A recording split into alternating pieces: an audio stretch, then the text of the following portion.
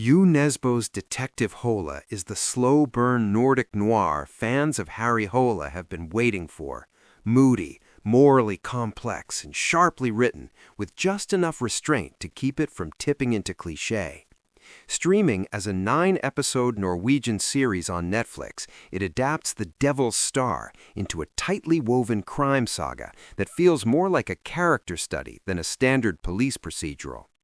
Set in rain-soaked Oslo, the show follows Harry Hola, Tobias Santoman, a brilliant but self-destructive detective whose instincts are razor-sharp even as his personal life unravels. Opposite him is Tom Waller, Joel Kinnaman, a charm-offensive, politically savvy cop whose polished exterior hides a ruthlessly calculating ambition. When a string of ritualistic murders begins to terrorize the city, the two are forced into a tense, often uneasy partnership that slowly reveals how thin the line is between justice and corruption. What sets Detective Hola apart is its pacing. There are few frantic chases or big action set pieces. Instead, the series leans on surveillance tapes, paperwork, and long, silent stares across interrogation tables. The camera lingers on small details, a trembling hand, a half-empty glass, a flicker of doubt, which makes the murders feel less like spectacle and more like symptoms of a deeply broken system.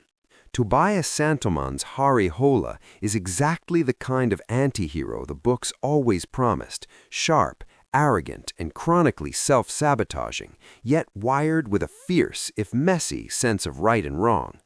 He's the cop who can crack the case, half-drunk, but also the one who antagonizes his superiors, blurs professional boundaries, and bends the rules in ways that make you question whether he's purifying the system or poisoning it further.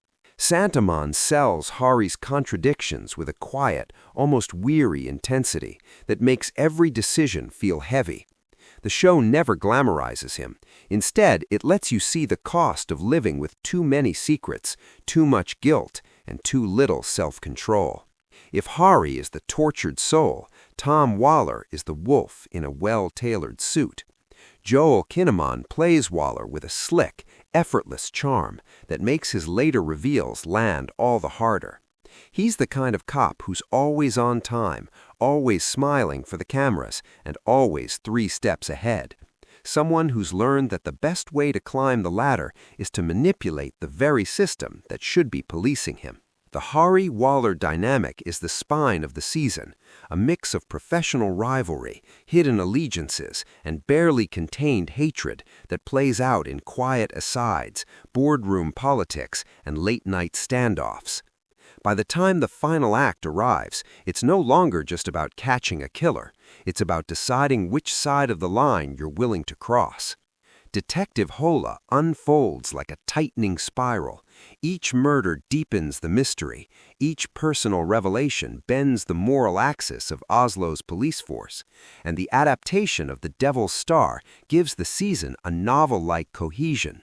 The late-season twist reframes several relationships in a way that feels earned rather than manipulative, precisely because the show has been planting subtle behavioral cues all along. Visually, it's classic Nordic noir, muted colors, long static shots, and rain-drenched streets, but the writing and performances are strong enough to keep it from drifting into pure cliché. The main downside is pacing. The same patience that makes it psychologically rich can make stretches feel a bit inert, especially for viewers who prefer faster-moving thrillers.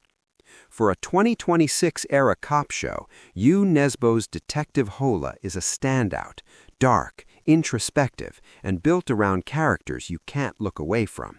It lands at 8.5. A smart, serious entry in the Nordic noir canon and a must-watch for anyone who loves detectives who are as damaged as the cases they solve. Hey, want more Wrightflicks reviews? Don't forget to hit like and subscribe. We would greatly appreciate it.